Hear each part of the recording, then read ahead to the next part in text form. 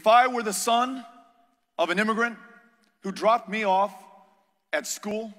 and I had no idea if I would see him at the end of the day, whether he would be detained or deported back to a country I've never known, I too may be afraid.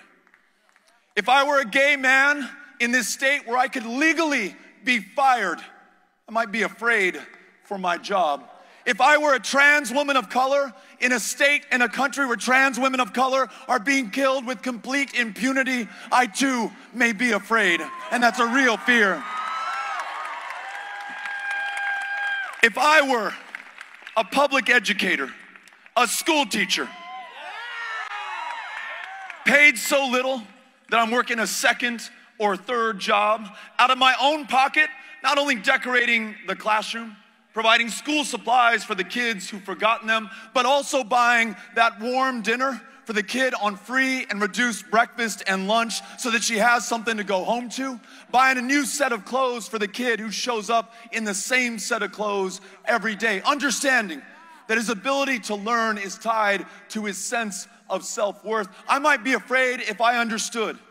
that though we lose 40,000 of our fellow Americans to gun violence every year,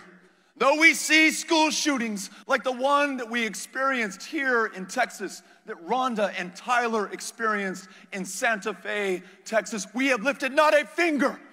for universal background checks or red flag laws or ending the sale of assault weapons in this country. I too may be afraid. If my children were black, and I understood what was happening in this very community. Not even a week ago, Tay Jefferson shot in her own home by someone sworn to serve and protect her and everyone without regard to the color of their skin, in the same community where Botham Jean was shot in his own apartment, again by a white police officer. Too many black men and women being killed by those entrusted with the use of force with complete impunity and without consequence. I too may be afraid. If I were a veteran who had served this country in combat and came back with the signature wounds of war like post-traumatic stress disorder or traumatic brain injury or military sexual trauma, and because we have not fully funded the VA, and I've not held up our end of the bargain, and I could not get the care that I needed, and knew that in this country, 22 veterans a day, every single day, take their own lives, I might be afraid. If I cared about the Constitution and our democracy and the future of this country, and I saw that my president was committing crimes and breaking the law with complete impunity and without consequence, I may be afraid. And if I lived in Houston, Texas, where there have been 4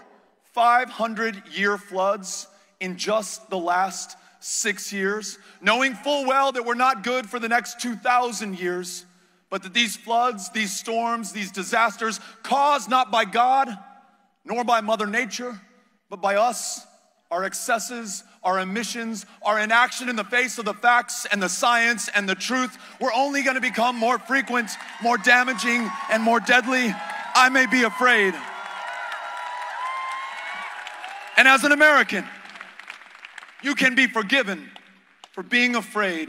that in the face of the greatest set of challenges that this country has ever known, that this planet has ever faced, that we may very well miss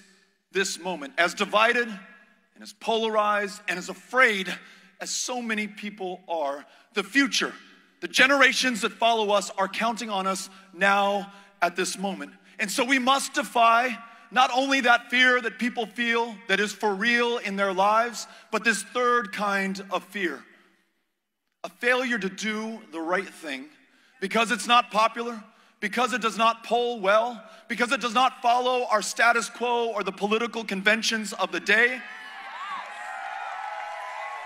No more weak stuff in the United States of America. We stand up for the right thing, and we do it regardless of the political consequences.